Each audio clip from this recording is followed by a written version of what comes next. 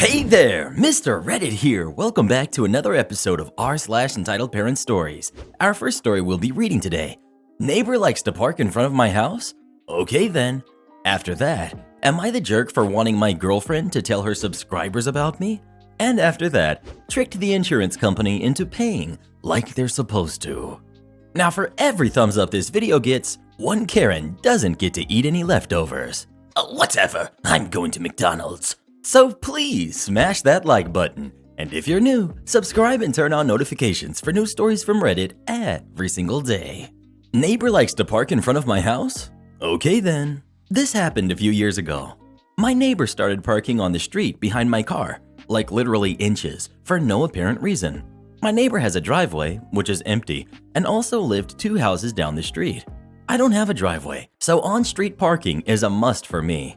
So after a few weeks, I asked if it was necessary to park so close when there was literally no cars on the street for over a fourth of a mile.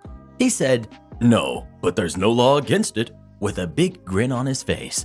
A few weeks pass by and my car gets hit because someone thought there was enough room to clear as his truck blocked the view of the car entirely. I see this happen, but unfortunately can't get a model or license plate number. I find my neighbor's email address because I really don't feel like talking to him, and asked him again if he could just park further down the road, closer to his house. He replied, "Nope, get over it." Okay, I had lived here for quite a long time and never had any issues with him or any other neighbors. I keep to myself, never make noise, don't have any noisy pets or parties, etc. His truck has his business name on it. I Google it, find out it's his own business. Lots of Yelp reviews, Better Business Bureau rating, etc. All these links point to his website. I go to check his website, it doesn't load up. I head over to Whois and see that the domain isn't registered. I snag it. Before I think of what to do with it, I Google the owner's name and find out that he's been convicted of a serious crime 20-ish years ago. I find a handful of links that detail his story. I copy and paste all those links into an email to him, a throwaway account, so he can't just reply to me as I deleted it afterward. Said something like, "Well, if you want to be a jerk for no reason, I just bought your business domain. Here's all the links I plan on posting on it. I don't have to list your business name because all your business listings across the internet have this URL pointing to it. Keep parking like a jerk. Yes, it's legal, but you are willfully doing it just to annoy me. I legally bought your domain and can legally link these articles. Park behind me again and I'll launch it." Within an hour, his truck was moved into his driveway. He asked me for the domain, and I told him, "When either you move or I move, I'll hand it over. Until then, it'll remain offline." Have you ever had a neighbor you couldn't stand? If so, what were they doing? Please let us know. "One time, my neighbor forgot to smash that like button. I made them regret it." Am I the jerk for wanting my girlfriend to tell her subscribers about me? So I started dating my girlfriend around a year ago. We're both 23. I just started a job recently, and my girlfriend does YouTube full-time as her job. I won't say too much, but she has around 1.5 million subscribers, and she plays games on her channel. Her income mostly depends on how many views she gets and how many people donate money when she streams. So the other day, she was talking about a creepy guy in her comments begging her on a date, and I jokingly said, "Well, did you tell him that you'll sick your boyfriend on him?" She sort of laughed and said, "No, my YouTube personality always remains single." I had never heard this before, so after asking her about it, I basically learned that her entire following doesn't know she has a boyfriend and she's never even mentioned me. Now, I know this isn't a matter of privacy because she's talked about her friends in detail on her channel before. Honestly, I'm a little offended. I didn't know she was doing this and thought that her subscribers were at least aware of me. We got into an argument about it, and while I know she makes her money from this, I feel like she hid from me that her internet personality is always single. Am I the jerk for wanting her to tell her subscribers? Edit. So we had a discussion about it. I told her it bothered me that she hadn't told me about this earlier, and she admitted she had kept it hush for a while because it was a straining thing in her last relationship too. I apologized and told her I didn't want her income ruined, which she accepted and said she'd be more open about her YouTube channel with me. I get her in real life, so that's all that matters to me. Well, who do you agree with? OP or his girlfriend? Please let us know. "I dare you to try to keep me a secret, Mr. Reddit. Our love is so pure." Tricked insurance company into paying like they're supposed to. The insurance company that my employer uses has a monthly auto-deducted payment that comes from my credit card. I've paid faithfully for 4 years. A few months ago, the company went to run my payment, which declined because my credit card had expired. I had the new credit card, but the payment was attempted before I got around to changing it over. Rather than contacting me to let me know that a payment was missed and attempt to get an alternate payment, the insurance company just terminated my coverage and denied all new claims to the account, including my well visits, etc. As soon as I realized what was going on, I called the company customer service number from my card to give them my new card number and reinstate my insurance. After 30 minutes of giving my information again, explaining and re-explaining, and finally just asking for a supervisor because the CSR was reading random selections out of a book or something and wasn't anywhere close to my issue, I discovered it wasn't even the right department. Got transferred to the correct department where the woman rudely told me that, due to my incompetence, they terminated my coverage and would not be reinstating it. So I asked when I would be able to re-enroll and was informed that I would not be able to re-enroll until my company entered open enrollment, sometime unknown between January and March. I decided to let it go and just wait until then. Until I had a necessary medical issue come up where I absolutely needed it. I called again and asked when open enrollment would be. They didn't know, but she mentioned, unless you have a major life change exemption, such as a death, a marriage, or divorce, or loss of previous insurance coverage. Me, excuse me ma'am, sorry to interrupt, but I'd like to report a loss of previous insurance coverage. Not only was my insurance coverage started again, but was backdated to an effective date of when I started 4 years ago. Guess they'll be paying my bills again then. Edit for clarity. Wow, this blew up quickly. Inbox overload, so trying to answer some common things here rather than reply to everyone individually. A. I do receive notices from my insurance company by mail, email regularly. I check both daily and keep a well-organized inbox. I did not receive a notice that my plan was being canceled. Maybe they were supposed to, but they didn't. My notice came when I got a statement following a bill and it was marked as declined due to termination of coverage. B. Yes, it is a credit/debit deduction. Yes, it's perfectly legal and I've been doing it for 4 years. No, not every company has to do a tax-sheltered payroll deduction for every aspect of the insurance company's plan. I would be happy to provide a photo of their sign-up page that tells you outright how it's to be paid. C. This insurance company can use a code from the previous coverage or employer's certification. Since it was the same company that terminated my coverage and they already had me active in their system for other plans, I didn't have to send anything in and she was able to copy it all over, put a code in, and reinstate the policy. Am I the jerk for telling my husband that defending another woman against me is disrespectful? Obligatory, this happened last month, but I'm still pretty irritated about it. Not sure if that's the best word for what I actually feel, but oh well. Betrayed, I guess. So I got into some pretty childish social media drama last month. It was nothing that I personally started. I had commented on a friend's post who had just had a breakup and was just offering support. Well, some woman that I don't know and have never heard of messaged me in response to my comment saying, "Don't give out relationship advice when your own relationship is trash," or something to that effect. Like I said, I had no idea who this woman was. So all I responded with was, "Who are you and what are you even talking about? My relationship is great and I wasn't forcing advice onto anyone." She never responded. So I showed my husband the message and he immediately gets weird. Apparently, he knows this woman from years ago and she is a really nice person, so someone must have hacked her account because she would never be mean or rude. The thing is, he only hung out with her twice, nearly 12 years ago, and spoke to her once online since that point, so he truly does not know this woman at all. So I simply asked him why he was trying to defend a woman who had reached out to me being nasty, instead of defending and taking my back. His response was, "I just don't think that it's her. I really don't." He then messaged her himself and asked her if it was her, and she said, "You know me just about well enough to know that I wouldn't say that. My son was using my phone. It was probably him." Her son is 9. I creeped, so I called BS. Anyways, he continued defending her, so I told him that it was extremely disrespectful to me that he is defending this woman and turning his back on me when I had done no wrong. He says I'm the jerk for not dropping it and that she said it wasn't her, so it wasn't. He also said, "Just because I married you doesn't mean that I can't defend another woman." I don't always have to agree with you, which was not the point I was trying to get at, obviously. Am I the jerk? To include, it reeks of affair, I know, but the woman lives 6 states over, so that's impossible. Update.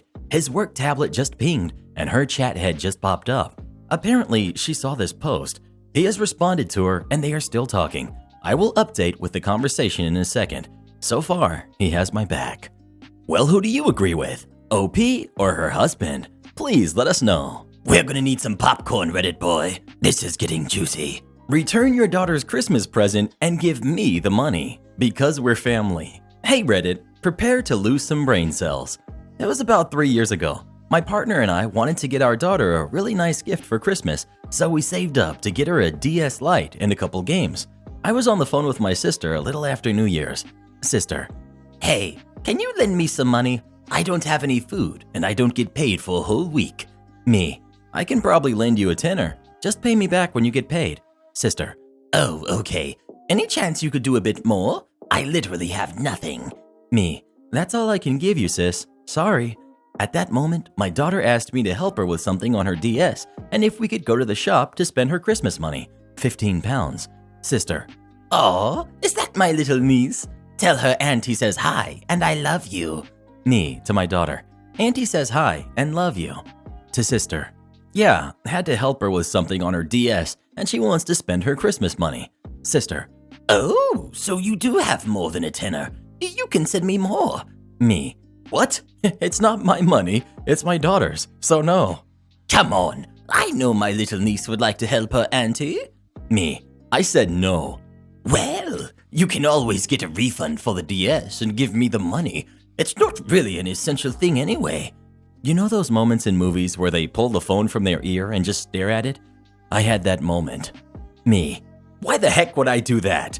Because you're my big sister and it's your responsibility as family. Me, so I should get the money back that partner and I saved for daughter's Christmas present and give it to you? I don't think so. But you have to. No, I don't. Yes, you do. You need to give me money for food.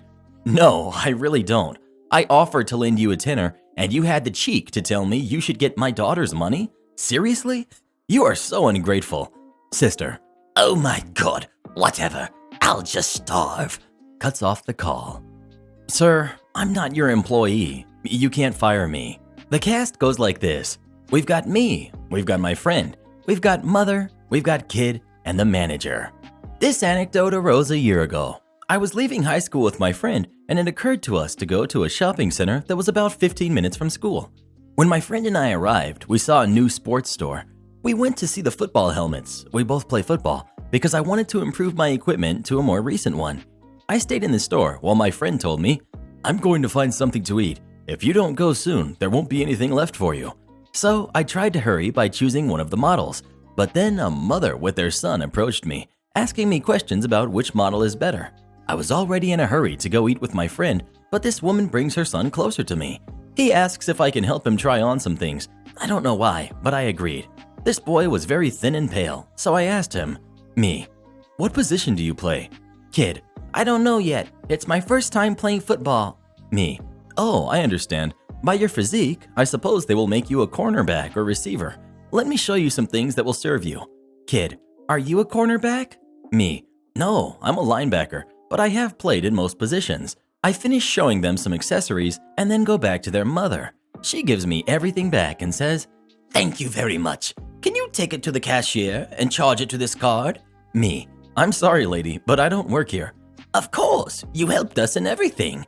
Me, it was simple kindness, lady. You're lying. How can you treat us like that? Bring your manager. Me, lady, I repeat that I am not an employee. The lady was yelling a lot, to which the manager turns her chair. Yes, this idiot was always on his phone behind a large desk. Manager, what's happening? Just charge him and that's it. Me, I'm not an employee. You should know it since you're the manager. Manager, you know what? Get out of my store. You're fired. This guy was always on his phone. He didn't even turn to see me. Me, I'm not going to go. I haven't done anything. Security, get this guy out of here. A security employee approaches me and tries to push me. I was bigger than him, so I dodged him, making him slip. This guy gets angry and calls the mall supervisor. This guy arrives and asks what's happening when the mother intervenes.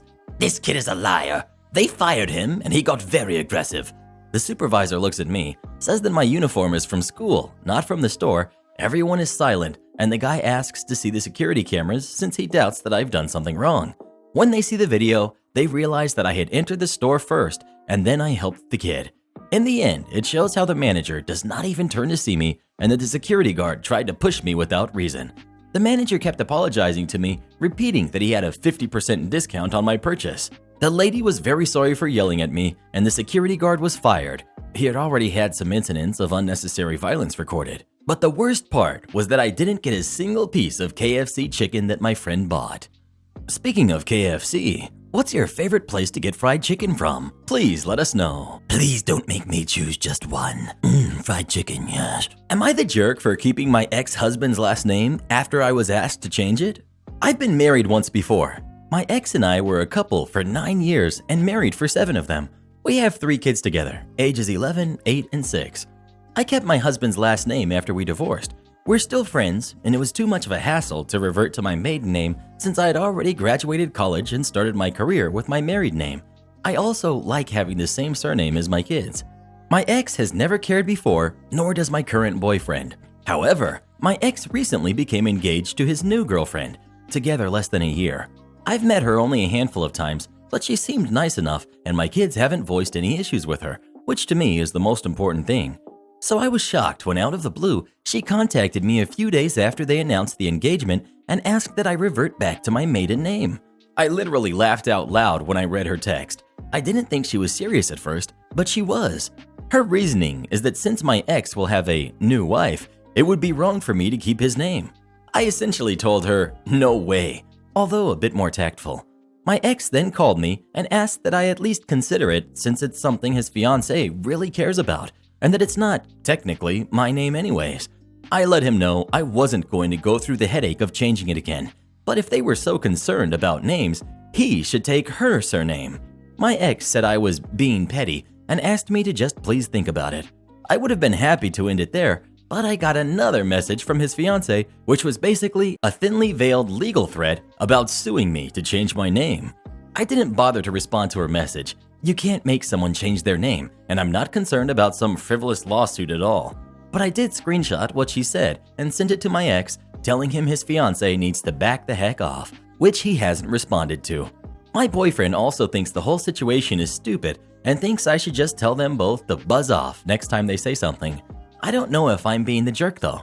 I get it's not my original name, but it's my professional one, plus my kid's last name as well. I don't know. This whole thing has been so ridiculous. Well, who do you agree with? OP or her ex's fiancé? Please let us know. Speaking of last names, just what the heck is my last name anyway? I hate standardized tests. There's a teacher in the high school I attend, Mrs. B, who taught English 9. For so long, my mother was in her class. I've only heard good things about her, and none of them are unfounded. She's done a lot for the community. She loves working with students, she teaches with a passion, and she hates traditional tests. She's always been against the idea, but that never stopped the state from making a system that forces the teacher to teach a bullet list of items, and the students get tested on what they should know by the end of the year. In English's case, with an essay or one topic scored on citation, accuracy, and grammar. Fast forward to 2 years ago, when the state realized the tests didn't help scores any. Big shock, and said our local counties will try to replace the system with something new, which mine did. With a system that forces everyone to write an essay on one of 3 topics that gets scored for citation, accuracy, and grammar. Mrs. B rolled her eyes explaining this to my fellow students. When we voiced our concerns, Mrs. B made it clear that she didn't like it either and ended her rant with, "I'll figure something out." The first day of the couple of weeks we get to write the essay, she, as required by the rules, had to read us the directions and prompt. She went through everything like she was supposed to, but then she went back and called to attention one part of it, a sentence reading, "Once you open the Google Doc, the teacher cannot help you at all." She made very clear that we couldn't come to her for anything after we opened the doc. Then, after doing so, she walks to the front of the classroom and states, "So, if you don't open the doc and use the prompt I already showed you to write an essay on paper, I can and will help you with any questions you have." 5 silent seconds pass before she looks to the class and says with a smile, "I hate standardized tests." I didn't know this at the time, but she was only one of a group of teachers across the county who formulated, coordinated, and executed the exact same plan. Needless to say, every student under these teachers, including me, got our essays on paper to be revised before we opened the doc and submitted them, netting all of us high scores. The higher-ups caught wind of what happened, and they were angry, but no one in that teacher group ever got punished because they never broke a rule. The directions were worded much more carefully the next year, and the teacher group responded by finding and using another loophole instead. Talk of making a new system started again after that. Am I the jerk for being rude to my colleagues after they commented on my body and eating habits? I started at my job about 8 months ago, which requires me to go to 2 different sites, Site A and Site B. For the first several months, I was part-time due to an injury, and even after that was sorted, I still spent the majority of my time at Site A. The last couple of months, I started working much more at Site B, so I got to know the staff better. Because of that, I've started having lunch with several of them. This is where the issues have started cropping up. For some reason, they can't stop commenting on how I look or what I eat. For context, I'm a recreational bodybuilder, so I eat and look a bit differently than most other people. I've had several people look at me with clear disgust in their face and say, "Do you always eat so healthy?" when I pull out my lunch. Should be noted, I never comment on their food, unless it's to say it looks nice. Several also call my food dog food and say that it's gross. Another time, a colleague mentioned starting to go to the gym, and I offered to train with him, when another interjected that he would go to the gym if he wanted to be on some sort of vain and narcissistic trip. This is between the classical bits of making fun of how wide my shoulders are and accusing me of juicing, in a very herder meathead kind of way.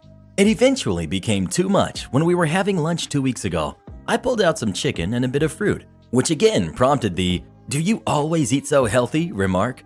This then morphed into talking about how one girl vastly prefers chubby guys and thinks that my forearms are gross due to my visible veins, which then caused another girl to say that she likes guys with a bit of muscle, but that's too much. So I snapped and said, "You say that like I actually give a hoot if you find me attractive or not. Oh, sorry. Could you lay out exactly what you find attractive in men so I can rearrange my entire life in the hope that you will find me attractive?" Since then, whenever I get a stupid comment, I say the same thing back reversed. They ask if I always eat healthy. I ask if they always eat unhealthy junk food. If they make fun of my wide shoulders, I reply, "Well, not everyone wants to look like an unbaked loaf of bread." This has caused some to go to their boss, accusing me of being rude, mean, and a bully, while others are not hugely bothered and understand where I'm coming from. I've got to sit down with their boss next week, but wanted to know what Reddit thinks. Am I the jerk?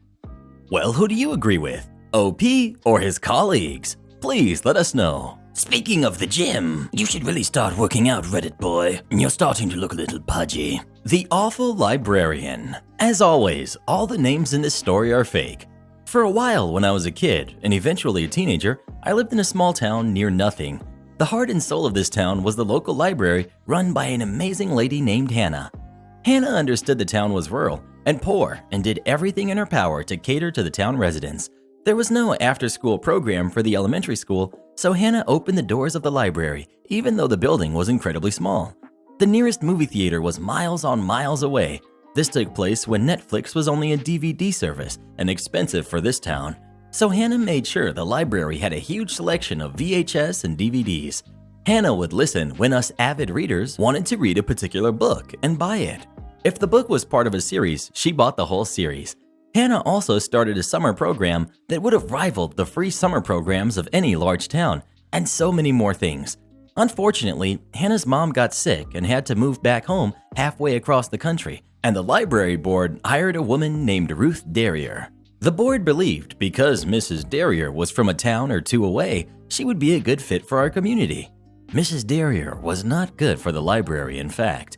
Mrs. Derrier decided to purge all of the books and items from the library she deemed impure, such as The Lord of the Rings, the whole manga section, non-religious self-help books, and the majority of the media collection. Mrs. Derrier also reinstated library fines up to and including the fines that should have been collected years prior but Hannah had never cared about. Mrs. Derrier also demanded everyone under the age of 18 call her Mrs. Derrier, not Ruth, because respect. Though these were only a few things Mrs. Derrier did. To say the library fell apart quickly after Mrs. Derrier took charge would be a massive understatement. I loved the library and felt personally attacked, so I started a campaign to save the library. I begged, pleaded, and complained to my mother until she cracked and joined the library board and even eventually became the library board president. Mom was able to put a stop to Mrs. Darrier's purging. I learned how to operate the library's very poor website to make interlibrary loans and taught other people so we could read whole series and so on. Mrs. Darrier knew what I was doing and hated me for it, but I continued on. The only thing that Mrs. Darrier could hold over me by the end was that I was under 18 and my mom had taught me respect, so I referred to her as Mrs. Darrier. However, on my 18th birthday, a Saturday, I woke up early, got dressed, grabbed the books I needed to return, and walked happily to the library. I waited in line as Mrs. Darrier lost it on a few elementary school kids for returning books late and revoked a little old lady's right to use the library computers because she asked too many questions. When it was finally my turn at the counter, I said loudly and clearly, "Good morning, Ruth." All the color drained from Ruth's face, and then it got extraordinarily red. So before she lost it on me, the next words out of my mouth were, "It's my 18th birthday today." As news and stories do in small towns, what I had done got around quickly. It soon became a habit of everyone turning 18 to traipse into the library at some point that day and say hello to Ruth. The tradition carried on even after I moved away till Ruth quit several years later for reasons I do not know. I'm so sorry this got so long. I hope all of you are having a lovely day or night. Entitled Dad tries to bully me at the comic shop. Allow me to set the scene. This all happened when I was 17, when I was working at a comics and collectibles store in my small town. We were a very tight-knit store family, and about 80% of the customers we would see in a day were our regular customers. On the day in question, my coworker, we'll get to him later, was taking his well-deserved lunch in the back room, away from the main store. Although I was pretty new at the time, I was fine handling the store by myself for an hour or so, and it was a slow day, a few weeks after Christmas. Enter the Entitled Dad, with his unfortunate 5 to 6-year-old son in tow. Entitled Dad is extremely well-dressed, visibly wealthy, and barely even glances at me as he walks up to the register. I don't recognize him, which means he's not a regular. As he comes in, he's holding the box for a mid-range Transformers Some Assembly Required figurine.